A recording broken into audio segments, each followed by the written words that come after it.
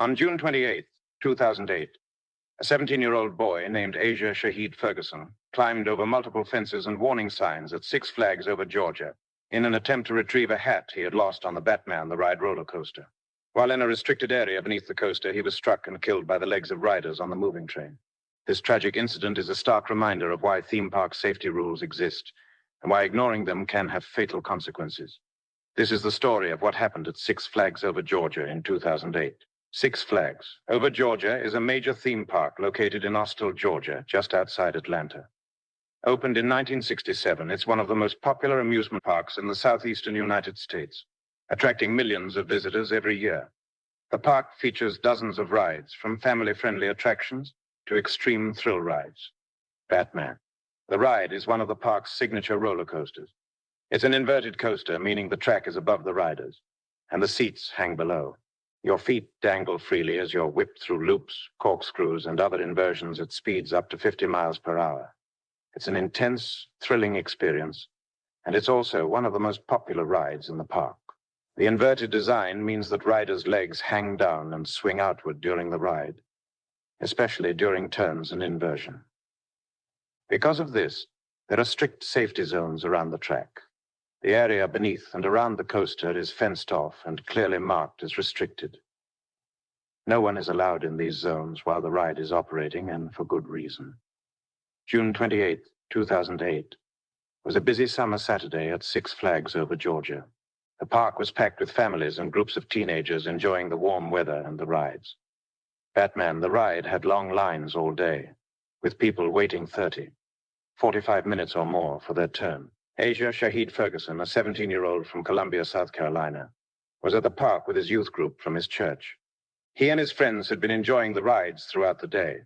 In the late afternoon, they got in line for Batman, the ride. Like many people riding roller coasters, Asia had brought a hat with him, and like many people before him, he lost that hat during the ride. When the coaster goes through its inversions and high-speed turns, loose items frequently fly off. That's why the ride has clear warnings to secure all loose articles or leave them in the station. When Asia's group finished the ride and exited, he realized his hat was gone. He could see it had landed in the restricted area beneath the roller coaster track, in the landscaped zone between sections of track. This happens constantly at theme parks. Hats, sunglasses, phones, stuffed animals. Items fly off rides all the time. Parks have procedures for this. You're supposed to notify a ride operator who will retrieve the item when the ride is shut down at the end of the day or during a scheduled maintenance break. You are never, under any circumstances, supposed to go retrieve items yourself. But Asia made a fateful decision. He decided to climb over the fences and get his hat himself. To be clear about what this meant, Asia had to climb over multiple barriers. The area beneath Batman, the ride, is heavily fenced with 6-foot-tall chain-link fencing. There are warning signs posted every few feet with messages like, "Danger restricted area, do not enter," and "Warning moving ride equipment." This wasn't a case of accidentally wandering into a dangerous area. Asia had to deliberately and repeatedly ignore warnings and overcome physical barriers to get to where his hat had landed. According to witnesses and the subsequent investigation, Asia climbed over at least 2 fences to reach the restricted area. His friends apparently tried to stop him, calling out warnings, but he continued. He made it over the fences and into the landscaped area beneath the coaster track. The ride was still operating. Trains full of screaming riders were flying overhead every couple of minutes. Asia was in the restricted zone, looking for his hat, when a train came through. On an inverted coaster like Batman, the rider's legs hang down and swing outward, especially during the turns. As the train went through one of these sections, a rider's legs struck Asia in the head. The impact was fatal. Asia was killed almost instantly.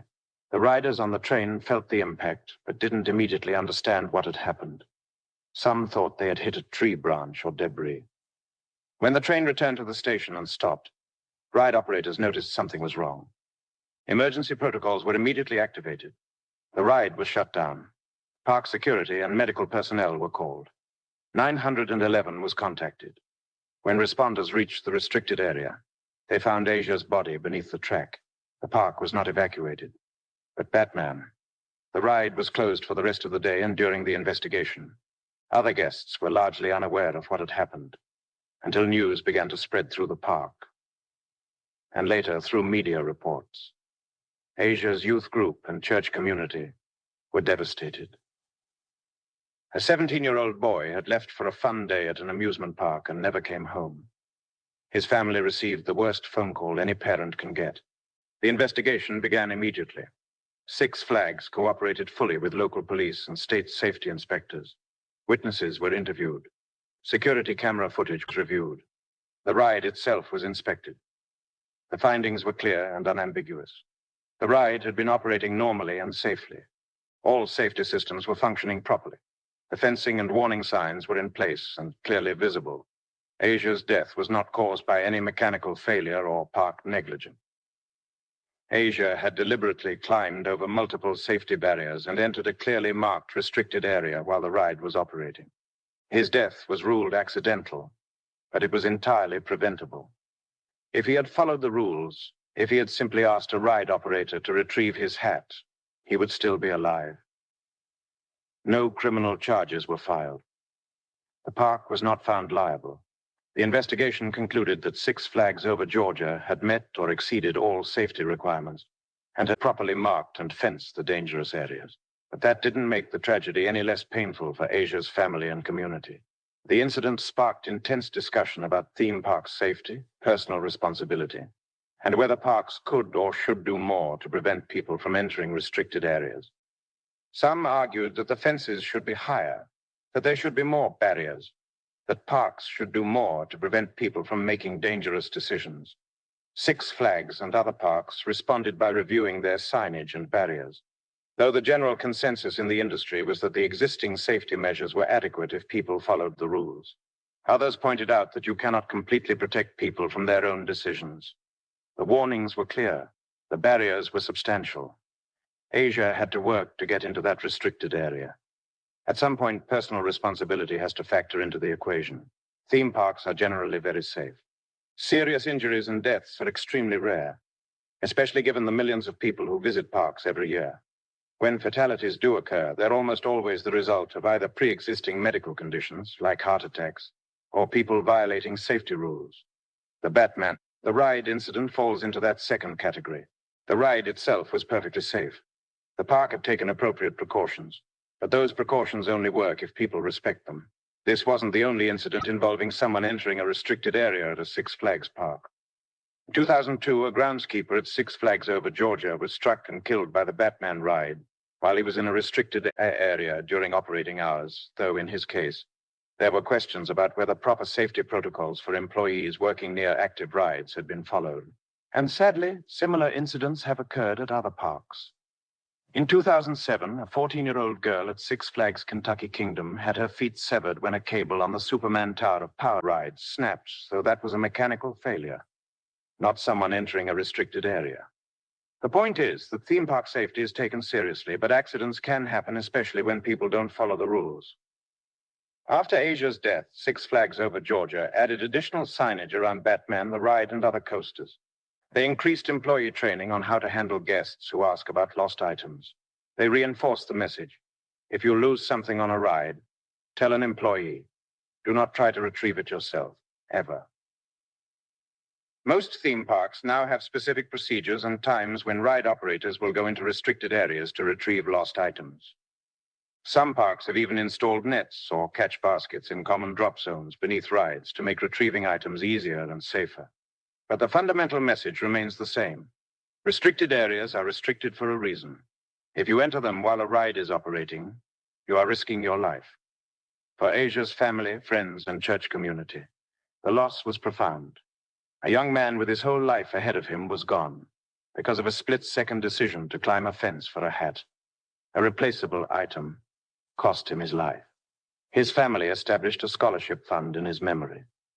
His church community mourned together and tried to find meaning in the tragedy. And they hoped that by sharing Asia's story, they might prevent someone else from making the same fatal mistake. The riders on the train that struck Asia were also traumatized. They hadn't done anything wrong. They were properly secured in their seats, following all safety rules. But they were involved in a fatal accident through no fault of their own. Some required counseling to deal with the trauma of the incident. Theme park employees who witnessed the aftermath or were involved in the response were similarly affected. Ride operators are trained for emergencies, but nothing really prepares you for a fatality, especially one involving a teenager. The incident serves as a reminder that theme park safety rules exist for good reasons. They're not arbitrary. They're not meant to inconvenience you. They're designed to keep you alive. Don't climb fences. Don't enter restricted areas. Don't bypass safety barriers. If you lose an item on a ride, ask an employee for help. It's not worth risking your life for a hat, a phone, or any other object. Asia Shahid Ferguson's death was a tragedy. He was only 17 years old. He made one bad decision, a decision that probably took only seconds to make, and it cost him everything. His story is not told to shame him or his family, as it's told as a cautionary tale. It's told so that the next person who loses a hat on a roller coaster and thinks I can just quickly grab it might remember what happened to Asia and make a different choice. Theme parks are meant to be fun. Millions of people visit them every year and have wonderful, safe experiences. But that safety depends on everyone following the rules. Rules that are written quite literally to keep people from dying. The fences are there for a reason. The warning signs are there for a reason. The restricted areas are restricted for a reason. Asia's death is proof of what happens when those warnings are ignored. Rest in peace, Asia Shahid Ferguson. Your story serves as a powerful reminder that no object is worth more than a human life.